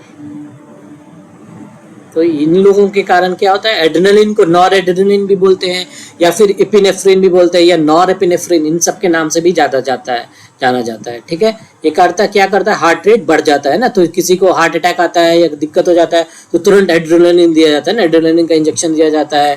ठीक है, या पेशेंट से कोई सिंकोप पे चला गया बहुत एकदम, है ना, मतलब कि बेहोश हो गया, एकदम दिक्कत हो गया, पता नहीं चल रहा क्या है, तो तुरंत एड्रेनलिन का इंजेक्शन दिया जाता है, इमरजेंसी ड्रग दिया जाता है, जिसके कारण की हार्ट रेट इंक्रीज हो जाता है। ठीक है, तो याद रखिएगा, एड्रेनलिन से हार्ट रेट बढ़ जाता है, एसिटाइल कोलिन से हार्ट रेट घट जाता है।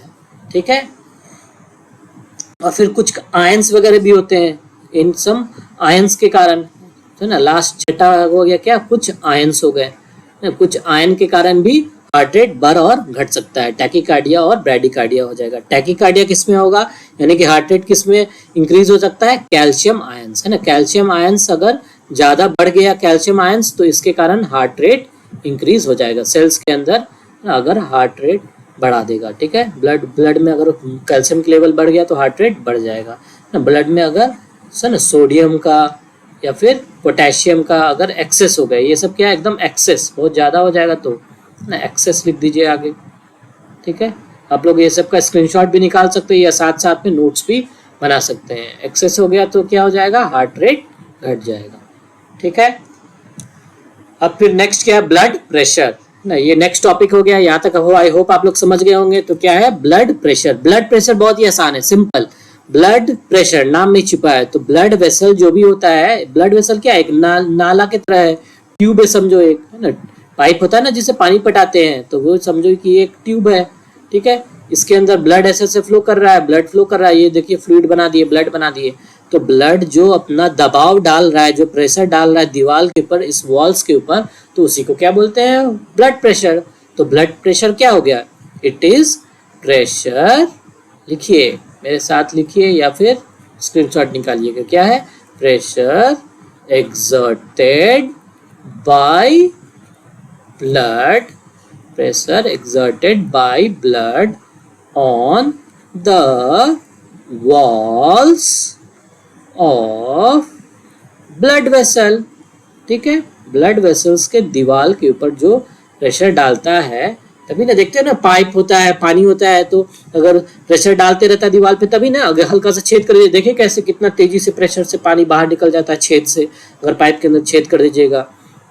सिमिलरली है ना, ब्लड अगर कट जाता है, हाथ कट जाता है, तो कैसे एकदम तेजी से ब्लड बाहर निकल जाता है प्रेशर से, क्यों, क्योंकि उसके अंदर ब्लड हमेशा प्रेशर एक्सर्ट करते रहता है। तो उसी को क्या बोलते हैं, ब्लड प्रेशर। ब्लड प्रेशर को नापने का क्या तरीका है, स्फिग्मोमैनोमीटर होता है, एक इंस्ट्रूमेंट होता है, ये देखिए ये इंस्ट्रूमेंट है स्फिग्मोमैनोमीटर, स्पेलिंग देख लीजिए, SPHY, स्फिग्मो और मैनोमीटर। मैनोमीटर मतलब कि कोई भी नापने वाला कोई भी इंस्ट्रूमेंट को क्या बोले, स्फिग्मोमैनोमीटर। और स्फिग्मो प्रेशर से रिलेटेड है ना वर्ड होता है, उसको क्या बोलते हैं, स्फिग्मो। प्रेशर को स्फिग्मो भी बोला जाता है पुराने जमाने में के लैंग्वेज में। ठीक है, तो sphygmomanometer, it measures blood pressure. देखिए ये वाला आप लोग डॉक्टर के यहाँ क्लिनिक में कभी गए होंगे या नर्स वगैरह से दिखाए होंगे, तो ये ऐसा ब्लड नापा जाता है। ठीक है, उसके अंदर क्या होता है, ये है ना ब्लू कलर का दिख रहा है, इन्फ्लेटेबल कफ होता है, जो कि बाह में ऐसे बांधा जाता है ना, बाह के अंदर बांधा जाता है, और फिर इसके अंदर हवा फूका जाता है, जो इन्फ्लेटेबल ना बल्ब होता है, ये है ना यूनिट होता है, जो इन्फ्लेशन करने के लिए कोई एक चीज दिया जाता है, उसको क्या बोलेंगे, इन्फ्लेशन यूनिट होगा, या तो बल्ब होगा या फिर पंप हो सकता है, और एक तो नापने का कोई भी चीज होगा। ठीक है, एक क्या होगा, इन्फ्लेटेबल कफ होगा, और दूसरा इन्फ्लेट करने वाला कोई भी पंप होगा, बल्ब होगा, और फिर तीसरा उसको नापने वाला तरीका। ठीक है, तो जैसे जैसे मॉडिफिकेशन होने लगा, जैसे जैसे टेक्नोलॉजी डेवलप होने लगा, तो वैसे ही चेंज होने लगा। पहले तो इसके अंदर मरकरी है ना, मरकरी यूज होता था, मरकरी इनमें यूज होता था, मरकरी मैनोमीटर बोला जाता था। फिर एनोरॉइड आया है ना, एनोरॉइड गेज हुआ, इस तरह का ऐसा सुई लगा रहता है ना, जो मेजर कर लेता है। तो बाकी ये सब तो सेम है ना, बल्ब वाला ये है ना, इन्फ्लेटेबल कफ तो वही रहेगा, इन्फ्लेटेबल कफ वही है, फिर इसको फुलाने वाला बल्ब है ना, जो बल्ब वो होता है वो है, और फिर ये चेंज हो गया तो एनोरॉइड गेज हो गया। और आजकल एडवांस होगा, आप लोग घर वगैरह में देखे होंगे, ये इलेक्ट्रिक वाला नापने वाला होता है जो मशीन बन जाता है ना, इसके अंदर ये कफ तो वही है, कफ तो वही है, सेम रहेगा। कफ, कफ जो मतलब बाह में बांधा जाता है ना, यहाँ पर बाह में, उसको क्या बोलते हैं, कफ। तो वो तो सेम होगा, इन्फ्लेटेबल कफ। और उसके अंदर जो फुलाने वाला पंप इसके अंदर इनबिल्ट रहता है, जो बटन ऑन करने से हवा भरने लगता है, तो इसके अंदर इनबिल्ट पंप होता है, तो इसके अंदर इनबिल्ट पंप होगा। और जो ये इलेक्ट्रिकली नाप लेता है, जो इसके स्क्रीन के ऊपर हमें दिखता है। तो ये स्फिग्मोमैनोमीटर हुआ, ठीक है। एक तो हो गया एकदम पुराने जमाने का, हो गया एकदम एडवांस। देखिए एक और मैंने डायग्राम आपके लिए लाया है।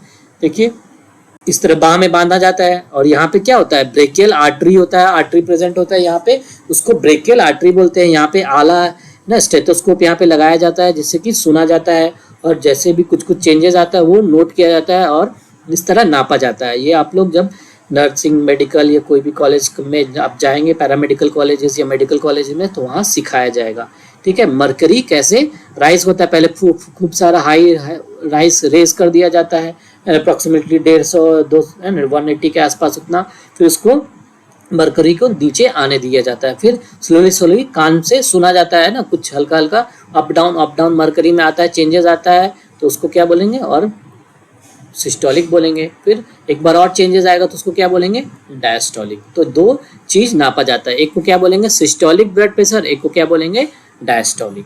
तो सिस्टोलिक एक क्या हो गया, सिस्टोलिक ब्लड प्रेशर, और दूसरा क्या होता है, diastolic blood pressure, diastolic blood pressure. ये नाम सुनेंगे बहुत सारा, ब्लड बीपी बढ़ गया। तो सिस्टोलिक मतलब कि जब हार्ट क्या कर रहा है, हार्ट जो कॉन्ट्रैक्ट कर रहा है ना, कॉन्ट्रैक्ट करके ब्लड भेजा ना, तो वही ब्लड वापस के थ्रू आता है ना, हम लोग के नस के थ्रू आता है, तो वही नस में हम लोग पता कर रहे हैं कितना कॉन्ट्रैक्ट करके कितना ब्लड प्रेशर से भेजा, तो वही वाला समझो प्रेशर हम लोग नाप रहे हैं ब्लड के वेसल में। समझो जब हार्ट कॉन्ट्रैक्ट कर रहा है तो उसको क्या बोलेंगे, सिस्टोलिक। उस समय वाले को कितना वैल्यू होता है, 120 मिलीमीटर ऑफ Hg है ना, मर्क्यूरी। और फिर डायस्टोलिक में कितना होता है, डायस्टोलिक का वैल्यू कितना होता है, जब हार्ट रिलैक्स कर रहा था उस समय का प्रेशर कितना ब्लड वेसल में है, तो उसको क्या बोलेंगे, डायस्टोलिक ब्लड प्रेशर। ये होता है 80 मिलीमीटर ऑफ Hg। तो सिस्टोलिक और डायस्टोलिक याद रखिएगा। एक और इम्पॉर्टेंट है, वो याद रखिए, क्या बोलते हैं, पल्स प्रेशर। क्या होता है पल्स प्रेशर, पल्स प्रेशर कुछ नहीं, इन दोनों का डिफरेंस है, ठीक है। सिस्टोलिक माइनस डायस्टोलिक, सिस्टोलिक और डायस्टोलिक को माइनस कर दीजिएगा, यानी कि 180 माइनस 40 कितना, 80 कितना हो गया 40, तो 40 मिलीमीटर ऑफ Hg ये होता है, ठीक है। तो नॉर्मल ह्यूमन के अंदर ना systolic is to diastolic is to pulse pressure, ये क्या है, पल्स प्रेशर, पी लिख दिए हैं, ठीक है। पल्स प्रेशर कितना होना चाहिए, 3:2:1, ठीक है। जैसे कि आप देख लीजिए 120 हुआ, ये क्या हुआ 80 हुआ, और ये 40 हुआ, तो रेशियो क्या आ गया 3:2:1। तो ये नॉर्मल रेशियो होना चाहिए। इससे अगर बढ़ गया घट गया तो क्या बोलते हैं, ब्लड प्रेशर बढ़ना तो हाइपरटेंशन, ब्लड प्रेशर घटना तो क्या बोलेंगे, हाइपोटेंशन। तो यही अब नॉर्मल ब्लड प्रेशर में क्या बोलेंगे, हाइपरटेंशन। ब्लड प्रेशर अगर बढ़ गया, हाइपरटेंशन।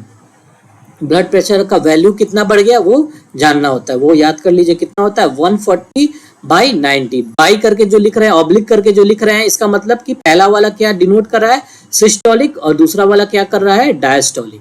अगर एक सिस्टोलिक 140 से बढ़ गया है ना, सिस्टोलिक 140 या फिर उससे ज्यादा है ना, ये 140 या फिर उसके बराबर है ना, 140 या उससे ज्यादा अगर हो गया, बढ़ गया, तो क्या होगा,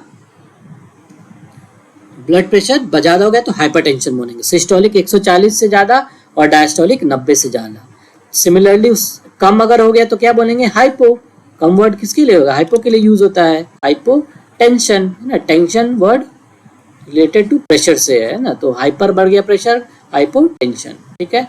तो ये क्या हो गया, इसमें क्या हो जाएगा, लेस देन या फिर इक्वल टू, कितना हो जाएगा 90 हो जाएगा और 70, यानी कि सिस्टोलिक 90 आप पे आ गया और डायस्टोलिक कितना आ गया 70 पे, तो क्या बोलेंगे, हाइपोटेंशन हो गया ब्लड प्रेशर को, ठीक है। तो आई होप आपको आज का सब लेक्चर समझ में आया होगा, है ना ये। और एक और टॉपिक है, एक पल्स बोलते हैं उसको, क्या बोलते हैं, पल्स। उसके बारे में जान लीजिए, क्या बोलते हैं, पल्स, है ना। सिंपल सा टॉपिक है, जान लीजिए, मैं बता देता हूँ, 1 मिनट। क्या है पल्स, पल्स क्या होता है, देखिए PULSE, पल्स। ठीक है, पल्स, पल्स बोलते हैं ना, नब्ज जो नापते हैं, ऐसे ऐसे हाथ रख के यहाँ पे ऐसे देखते होंगे ना, जो डॉक्टर लोग नाप रहे होते हैं, तो उसको क्या बोलते हैं? पल्स। तो पल्स को क्या समझ रहे हैं, ये क्या होता है? इसका डिफिनीशन की बात करें तो क्या होता है? It is wave of distension. Wave of क्या है? डिस्टेंशन, है ना, फैलाव, है ना, एक वेव है जो कि क्या होता है? That is felt in the arteries. That is felt, है ना, कहाँ पे फील होता है? आर्टरीज में। Felt in the arteries, felt in the arteries, as pumped by heart. जब हार्ट पंप करता है, एज पम्प्ड बाय हार्ट। ठीक है, एज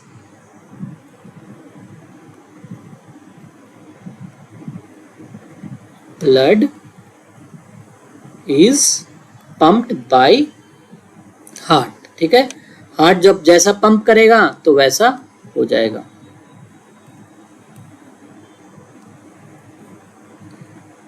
ठीक है, चलिए समझ गए डेफिनेशन क्या है? डेफिनेशन क्या है इसका?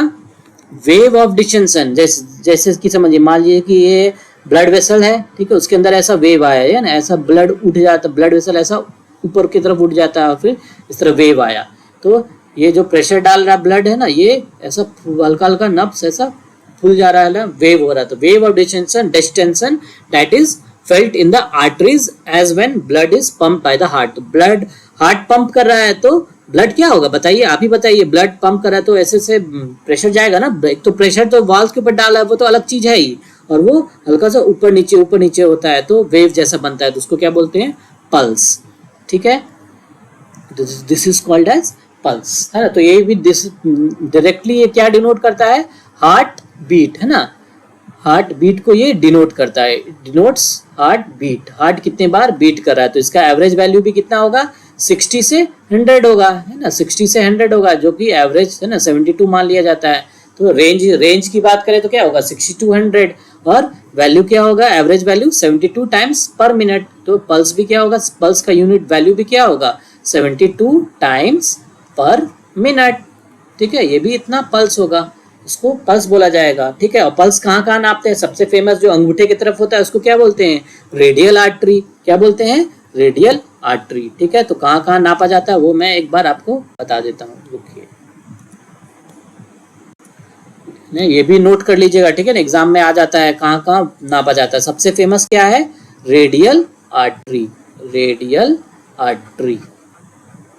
ठीक है, जो यहाँ पे नापा, जब जो देखते होंगे ना डॉक्टर या नर्स लोगों को यहाँ पे रखते हैं अंगूठे की तरफ, ये नब्ज रहता है, धमनी, क्या उसको बोलते हैं? रेडियल, है ना। रेडियस अल्ना होता है, हड्डी होता है। तो नब्ज को सुनने के लिए बहुत इंपॉर्टेंट क्राइटेरिया एक तो क्या है, दो इसका रीजन जो क्राइटेरिया वो है क्या? सबसे पहले तो एक इलास्टिक रिकॉइल है ना, elastic recoil of blood vessel, है ना, इलास्टिक रिकॉइल ऑफ आर्टरी। एक तो इलास्टिक रिकॉइल ऑफ आर्टरी हो रहा है, आर्टरी रिकॉइल कर रहा है, मतलब कि इलास्टिसिटी उसमें है ना, ऊपर नीचे उठ सकता है, फैल सकता है और पचक सकता है, फैल सकता है और पचक सकता है। ठीक है, तो क्या हो गया? इलास्टिक रिकॉइल हो गया। फिर दूसरा कारण क्या है?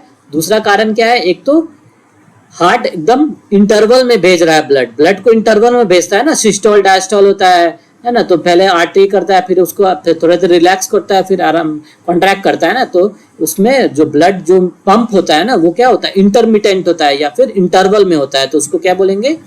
Intermittent, intermittent supply, intermittent supply of blood, intermittent supply of blood from heart. तो ये दो रीजन हो गया पल्स का। ठीक है, ये क्या है? रीजन है ना, रीजन्स हो गए पल्स का। ठीक है, elastic recoil of the artery, और दूसरा क्या है? Intermittent supply of blood from the heart. तो इसके कारण पल्स हम लोग को देखने मिलता है। सबसे इंपॉर्टेंट साइट क्या क्या है? सबसे इंपॉर्टेंट क्या है? रेडियल आर्टरी में होता है। दूसरा क्या है? ब्रेकियल आर्टरी, जो यहाँ पे ब्रेकिया, यहाँ पे जो एल्बो के ऊपर में यहाँ पे प्रेजेंट होता है, उसको क्या बोलते हैं? Brachial artery. Brachial artery present होता है। ठीक है, और रीजन क्या है? रेडियल हो गया। और क्या क्या साइट्स है बताइए, किसी को मालूम है? कैरोटिड आर्टरी भी होता है, यहाँ गले के पास ऐसे चेक करते हैं ना, देखे होंगे डॉक्टर लोग को, कोई चेक करते हैं, कोई जीवित है मृत है उसके लिए भी चेक करता है यहाँ पे। तो क्या होता है? ये कैरोटिड यहाँ पे गले के पास प्रेजेंट होता है कैरोटिड आर्टरी। और ये यहाँ पे हड्डी, यहाँ पे टेम्पोरल बोन होता है ना, जो चश्मा में पहना हुआ है ना, जो चश्मा का ये जो लाइन है ना, ये जो बॉर्डर है जो दिख रहा है, तो इसके यहाँ पे इससे ऊपर यहाँ पे प्रेजेंट होता है। इसको ऐसे छू के देखिएगा, जैसे यहाँ पे नब्ज ऊपर नीचे होते रहता है, तो उसको क्या बोलते हैं? Superficial temporal artery. क्या बोलते हैं? Superficial temporal artery, temporal artery. ठीक है, ए से आर्टरी लिख दिए। तो ये हो गया। फिर एक और जगह भी पैर में भी चेक हो सकता है ना, जो हमारा एंकल होता है, एंकल के पास होता है पोस्टीरियर टिबिया बोन होता है वहाँ पे। तो क्या होता है? Posterior tibial artery. वहाँ पे क्या प्रेजेंट होता है? Posterior tibial artery, posterior tibial artery. वहाँ से भी हम लोग पल्स को नाप सकते हैं। तो ये फेमस साइट्स हो गए जो आप लोग को एटलीस्ट आना चाहिए। ठीक है ना। पॉप्लिएटल आर्टरी भी होता है। क्या होता है? पॉप्लिएटल, नीज के पीछे भी नापा जाता है ना, पॉप्लिएटल है ना, पॉप्लिटियल आर्टरी, पॉप्लिटियल आर्टरी। जो हमारा नीज होता है ना, नीज ठेवना तो आगे हो गया, तो उसके पीछे होता है ना पॉप्लिएटल आर्टरी, वहाँ पे भी नाप सकते हैं। तो ये सब जगह हो गए। सबसे जो फेमस इंपॉर्टेंट क्या है? रेडियल हो गया है ना, सबसे ज़्यादा जिसको देखोगे यहाँ पे ऐसे नापते रहता है, तो वो क्या हो गया? पल्स नाप रहा है। और पल्स नापने का दो इंपॉर्टेंट रीजन क्या हो गया? कि उसके अंदर इलास्टिक रिकॉइल है और इंटरवल, जो कुछ इंटरवल पे ब्लड भेज रहा है, तो इसके कारण प्लस पल्स का वेव बन रहा है। ठीक है। और कुछ एक इम्पॉर्टेंट चीज जान लीजिए, क्या? पल्स जो होता है वो किसमें नापते हैं? जो भी सुपरफिशियल आर्टरी होता है उसी में हो सकता है। ठीक है ना। सुपरफिशियल, जो डीप सीटेड आर्टरीज है उनमें नहीं नाप सकते हैं, जो सुपरफिशियल आर्टरीज है उनमें नाप सकते हैं। और जो बैकग्राउंड होता है ना, जो कि जनरली हड्डी का बैकग्राउंड होना चाहिए ना, बैकग्राउंड है ना, बोनी बैकग्राउंड है ना, बोनी है मतलब कि हार्ड है ना, थोड़ा सा हार्ड बैकग्राउंड होना चाहिए। बोनी बैकग्राउंड प्रेजेंट होता है, तो बोनी बैकग्राउंड इन सब के कारण ये हम लोग को पल्स अच्छे से हम लोग चेक कर सकते हैं। तो पल्स चेक करने का ये क्राइटेरिया होता है, पल्स चेक करने का ये क्राइटेरिया हो गया। ठीक है। तो ये सब हम लोग पल्स के बारे में जाने। ठीक है। तो हम होप आप लोग को आज का सब लेक्चर समझ में आया होगा। हम लोगों ने क्या क्या पढ़ा है आज, है ना। सबसे पहले जो भी हार्ट के बारे में जाना, वेरियस टाइप के हार्ट साउंड्स होते हैं ना, जो H1, H2, H3, H4 ये सब प्रेजेंट होते हैं, ये जाने, है ना। जो भी आपको देखना है वापस से लेक्चर को रिवाइंड करिए और है ना वहाँ पे रुक के देख लीजिए ना, स्क्रीनशॉट निकाल सकते हैं, चेक कर सकते हैं। ठीक है। तो जो मैंने डिटेल कवर किया है हार्ट साउंड्स के बारे, वो एबनॉर्मल हार्ट साउंड क्या होते हैं, मरमर बोलते हैं, वो इंपॉर्टेंट है। हार्ट रेट क्या होता है ना, वेरियस जो हमारे नोडल टिश्यूज उसके कारण जो ऐसे नोड होता है उसके कारण ऐसे नोड प्रेजेंट होता है। परकिंजे फाइबर सबसे ज़्यादा फास्ट कंडक्ट करता है, 4 मीटर होता है। फिर हार्ट रेट जो कि कंपोजिशन क्या बताया मैंने, मॉडिफाइड होता है, जो कि कार्डियक मसल, जो कि नोडल टिश्यूज हैं, जो नोडल टिश्यूज होते हैं, नोडल टिश्यूज के अंदर माइटोकॉन्ड्रिया प्रेजेंट होता है ना, इसके अंदर ग्लाइकोजन ये सब ज़्यादा होता है, इसीलिए इसके अंदर सार्कोमियर कम होता है, कॉन्ट्रैक्टाइल कम होता है, तो इम्पल्स ज़्यादा करता है। और जो एक्चुअल में जो मायोकार्डियम होते हैं वो फैटी एसिड से एनर्जी जनरेट करते हैं, जिनके कारण की फैट भी एक्यूमुलेट नहीं हो पाता है। ठीक है। और हार्ट का रेट का वैल्यू हम लोगों ने देखा है ना, वीटस में ज़्यादा होता है, एडल्ट में कैसे कम हो जाता है, रीज़न होता है एसिटाइल कोलिन। फिर ओल्ड पर्सन में कम हो जाता है हार्ट रेट, क्योंकि वेगस नर्व का एक्टिविटी कम हो जाता है, तो एसिटाइल कोलिन कम हो जाता है, तो हार्ट रेट बढ़ जाता है। और ब्लड वॉल्यूम भी घटना और ब्लड वेसल्स का इलास्टिसिटी भी घटना, उसके कारण भी हार्ट रेट बढ़ जाता है। ठीक है। हार्ट रेट के बढ़ने को क्या बोलते हैं? टैकीकार्डिया, घटने को ब्रैडीकार्डिया। वेरियस फैक्टर्स हम लोगों ने देखा क्या हार्ट रेट को कंट्रोल करता है। ठीक है। फिर ब्लड प्रेशर के बारे जाना है ना, उसको नापने का तरीका स्फिग्मोमैनोमीटर होता है। ठीक है। सिस्टोलिक कितना होता है? नॉर्मल 120, डायस्टोलिक 80, पल्स प्रेशर 40 को बोलते हैं। फिर पल्स के बारे में जो हार्ट बीट होता है उसी को जानने का एक तरीका है ना, उसको वेव ऑफ डिस्टेंशन होता है, जो एवरेज क्या होता है 72। वेरियस तरह के आर्टरीज में नाप सकते हैं। ठीक है। जिसको इंपॉर्टेंट क्या है? Radial artery, brachial artery, carotid artery. ठीक है। रीजन क्या है? इलास्टिक रिकॉइल होता है आर्टरी का और इंटरमिटेंट सप्लाई ऑफ ब्लड। और इनमें सुपरफिशियल आर्टरीज में नाप सकते हैं और हार्ड थोड़ा सा हार्ड बैकग्राउंड होगा तभी ना अच्छे से साउंड कंडक्ट होता है ना, साउंड मतलब आवाज समझ में आता है तो वो डिटेक्ट इजीली हो पाता है, हार्ड रहता है तो इसीलिए पल्स वहाँ पे चेक हो सकता है। चलिए हम लोग लेक्चर को यहाँ पे ख़त्म करते हैं। थोड़ा सा आज हम लोगों ने लिख कर पढ़ा है ना, जो ट्रेडिशनल थीम होता है उस बेसिस पे ट्रेडिशनल जैसे। चलिए प्लीज़ अगर वीडियो समझ में आया, यूजफुल लगा तो लाइक करिएगा, do comment in the comment section and share with your friends. Share करिएगा, वीडियो आप लोग शेयर करते हैं, लोग लाइक करते हैं तो हमें मोटिवेशन मिलता है ताकि हम लोग और वीडियोस बना सकें। और सब्सक्राइब करना कभी ना भूलें, ठीक है? सब्सक्राइब कर लीजिएगा, नोटिफिकेशन बेल आइकन दबा दीजिए ताकि जब भी वीडियो अपलोड हो आप लोग देख सकें, ठीक है? और जानने के लिए प्लेलिस्ट भी मौजूद है हमारा, प्लेलिस्ट में जाके आप वेरियस टॉपिक्स को कवर कर सकते हैं जिसके बारे में भी आपको जानना है। चलिए अभी के लिए सबको बाय बाय, नमस्कार, प्रणाम।